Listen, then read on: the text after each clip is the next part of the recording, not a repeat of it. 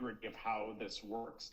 And you're going to be like, wait, do we have access to that? And are we allowed to do this? And who's going to do X, Y, and Z? And like, totally, we're expecting that those questions are going to come. So awesome. And then the second thing is, just to be super clear, I'm going to show you 2 data sets, and I'm going to like tell you the stories of why those are the 2 data sets we're thinking about. But I cannot emphasize this enough. The way I came at those data sets does not at all have to be the way you come at them. Restated, we're not asking specific research questions and like telling you answer this question using these data sets. You could use the data to try to answer things that I will touch on when I show you a couple of slides. You could also use them to investigate many fascinating things that I'm not going to touch on at all. It is literally totally up to you and your groups. But that said, I'm just going to tell you the story of how we came to these 2 data sets. And so, Jude, I'm going to do that thing where I share my screen but stop being able to see what anyone else is doing. So if there are questions, Jude, I'm tasking you with making sure that I stop myself from talking. I got you back. Okay. Go for it. Cool. Okay. Can you all see this? We can. Okay. So the first data set I'm going to tell you about is about criminal sentencing. And let me just say that, Lisa, eventually you're going to be so excited because this one is going to be about Minnesota. But the story starts actually at the federal level. So for the uninitiated, if you've never heard of Paul Manafort was one of Donald Trump's campaign chairs and for the 2016 election. And Paul Manafort did a bunch of illegal stuff, and Paul Manafort got caught and indicted and found guilty. And what happened with him was my own first exposure, because I was just not in the know. It was my first exposure to how sentencing works in criminal courts, and specifically in federal courts. And the way it works is that if you commit a crime and you're in federal court, there's this thing called the US sentencing guidelines.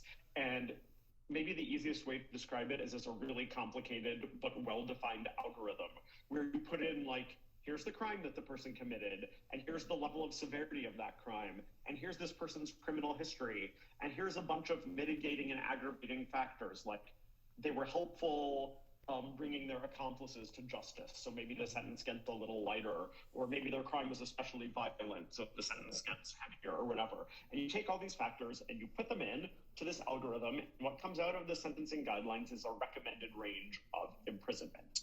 However, it is only recommended. These guidelines are completely non-binding, and judges have all of the discretion that they want, which gives them a tremendous amount of power.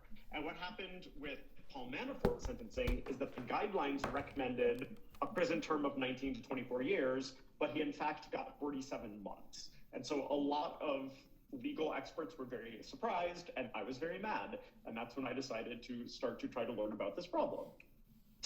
So scholars, and especially like sociologists and empirical legal scholars, have known for a very long time that there are differences in what sentences people get for crimes, especially along racial lines. So what this graph is showing you is the percentage difference in sentence length for Black men versus white men with similar backgrounds who commit the same crimes, and then just over different time periods. So like in 2011 to 2016, all other things being equal, the type of crime and the backgrounds and everything, Black men get almost 20% longer sentence than white men do. And I'm just going to jump in really quickly, Chad, and correct you one more time. Individuals who are convicted of a crime. We of course we don't know if anyone committed a crime. We know if they were convicted of a crime. Individuals convicted of a crime. Yeah.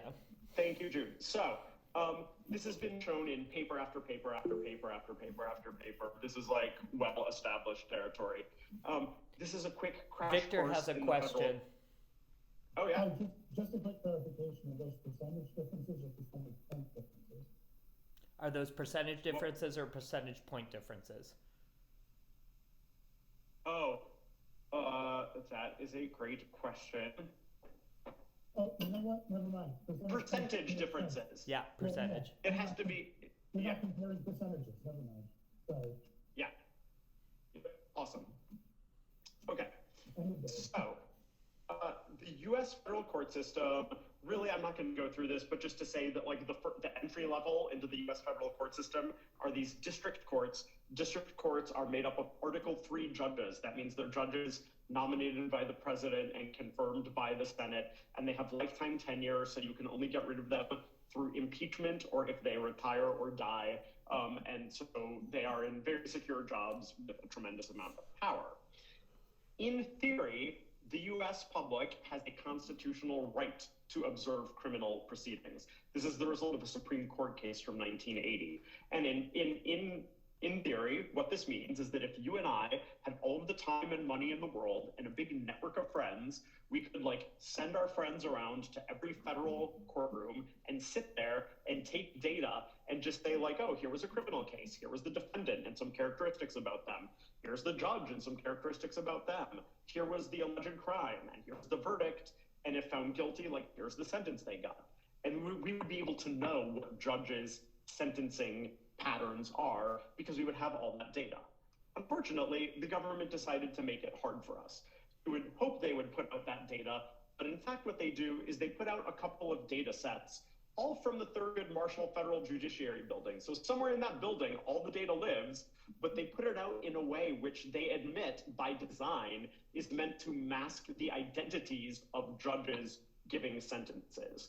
In other words, federal judges have said, we are going to put out data in this way because we don't want you to know that it was me who gave that sentence, even though we could like go to their courtroom and observe it in theory. So long story short, this unavailability of judge data is one of the most frustrating aspects of the study of federal sentencing. And at QSide, we figured out a way to unmask the judges. I'm not going to go through the details, but it involved sort of like pulling together a whole bunch of different public sources and inferring who the sentencing judges were. And so what this did was produce a database called JustFair, which stands for Judicial System Transparency through Federal Archive Inferred Records. It's the first database of federal criminal sentences that have the judge names in them.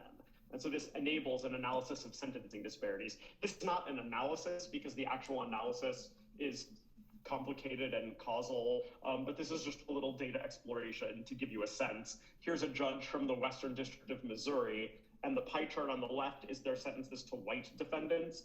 Pie chart on the right is their sentence to racially minoritized defendants.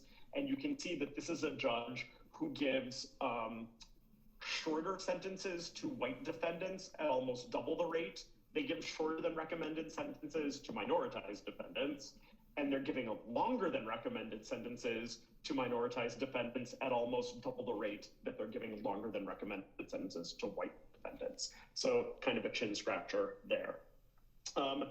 But most criminal sentences in the US do not happen in federal courts, and as they happen in state courts. So our dream at QSide is to proceed from the one big mess that is the federal court data system to the 50 big messes that are the 50 state court systems.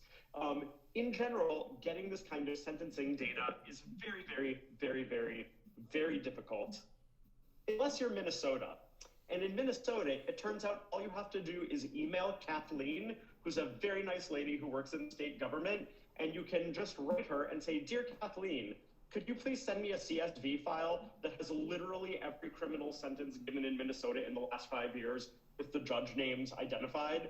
And like an hour later, Kathleen will send you that CSV. Thank you very much. It's totally amazing. And so what we would like to do with this datathon as one option is provide you with this Minnesota criminal sentencing data. And so I'm gonna stop my screen sharing and actually show you the data. But first, any questions at this point? Okay, so we're gonna make this all available to you online. It's not available yet. There's first and foremost a code book that goes with it from the state of Minnesota. So you're gonna be able to see what all of the different variables actually mean and what all of the values they take on are. So just so you know, all the questions that you're gonna have about what does this mean in the data will hopefully be answered by this code book. Then, let's hide this one. Okay, this doesn't matter. Okay, then there is the data itself. And so this is something like, I think it's like 200, how do you go to the bottom? Anyone know? I think it's like 200 something thousand records, 294,468 records. And you're going to see a year and a district of the state and what county the case was in and a court docket number and like some demographics about the defendant and something about the type of the offense and the severity of the offense and all this kind of stuff, all the way over to like what sentence was given and critically for my own interest, but not necessarily for yours, of what was the name of the judge who gave the sentence. So there are, many, many, many, many questions that you could ask from this data set. Like, again, I'm coming at it from a sentencing disparities lens, but maybe you're just interested in exploring, like, what are people being convicted of in different counties, or maybe you're interested in knowing what certain demographic distributions of convicted individuals look like, and so on. There's many, many, many things you can explore. And I'll just show you quickly one other thing that comes with this data set, and it's the sentencing grid in case you decide to look at sentencing. So this is called the standard grid from 2019. 2019 means this fiscal year 2019, that this was the sentencing grid in effect. Standard means it's not for drug crimes or sex crimes because those have their own special grids. But the way this works is that this grid tells you the recommended sentence for a crime. Across the top here is the convicted individual's criminal history score. Down the side here is a severity level of their offense. And what you're seeing to the right and above the solid black line is recommended prison time, okay?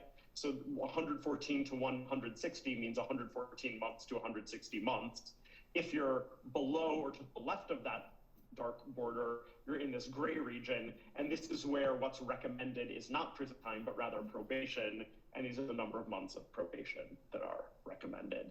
So this is just if you decide to study sentencing disparities, and because there's a different grid for every year, and because there's different types of grids for standard or sex or drug crimes, and it's just annoying to deal with it in PDF form, we did make for you, if I can find it, a spreadsheet here where we just put in CSV format, like standard crime, sex crime, or drug crime, year, severity level, and then like the recommended sentences and so forth.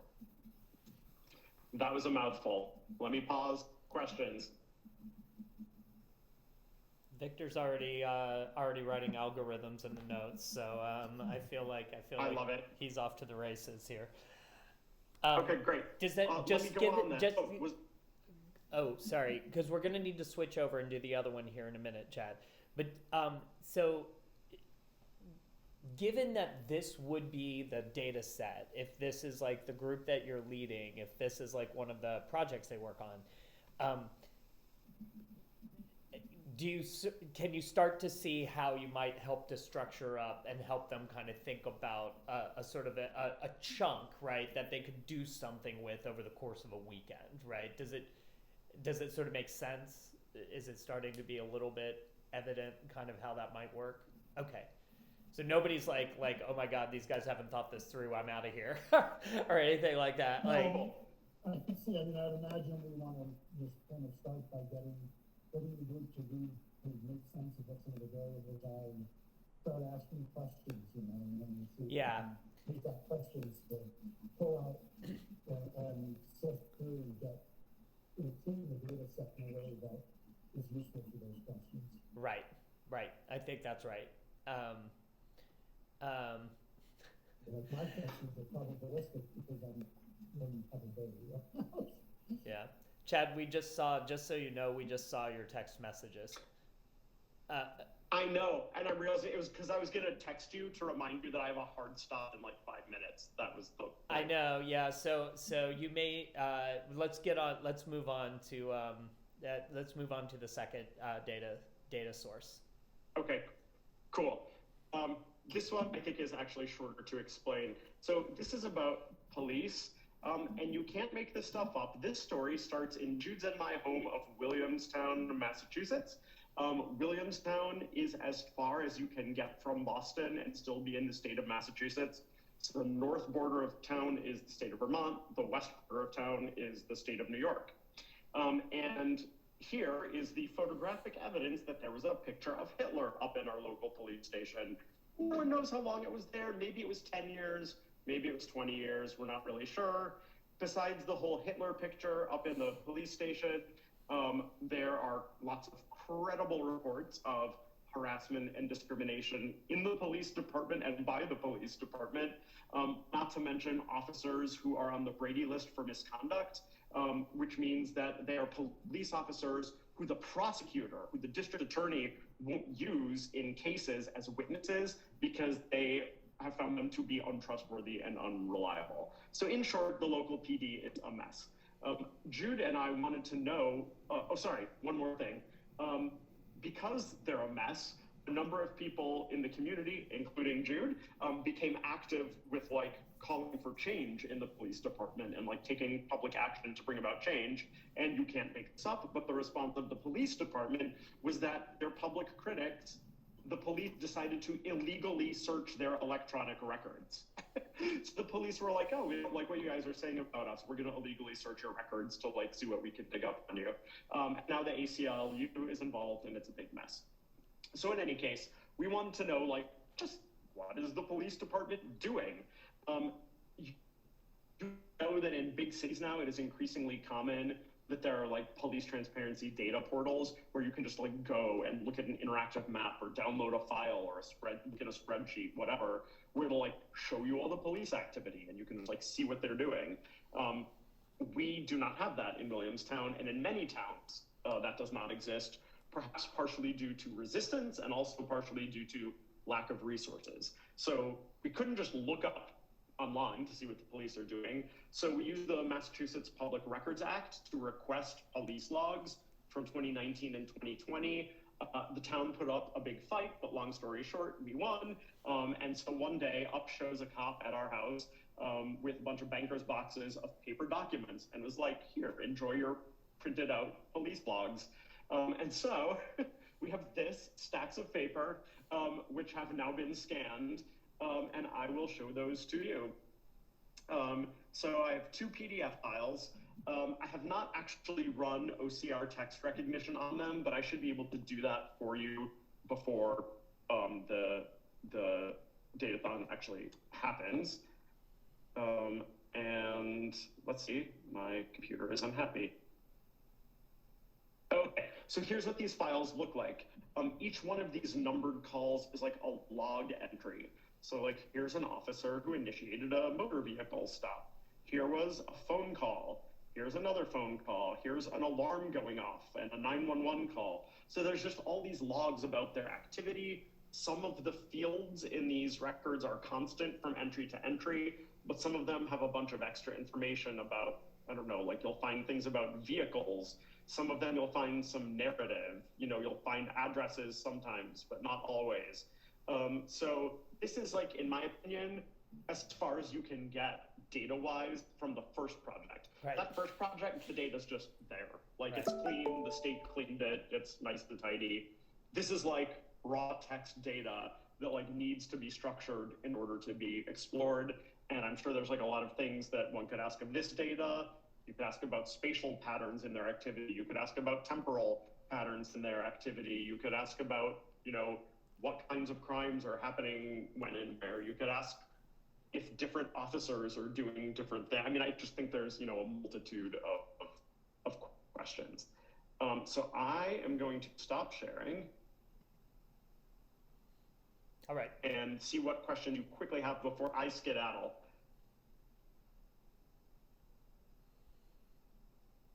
Everything sort of vaguely makes sense. Okay. All right. Sorry to run. All right. Now you get the B team. Thanks, Ed. Yeah. So those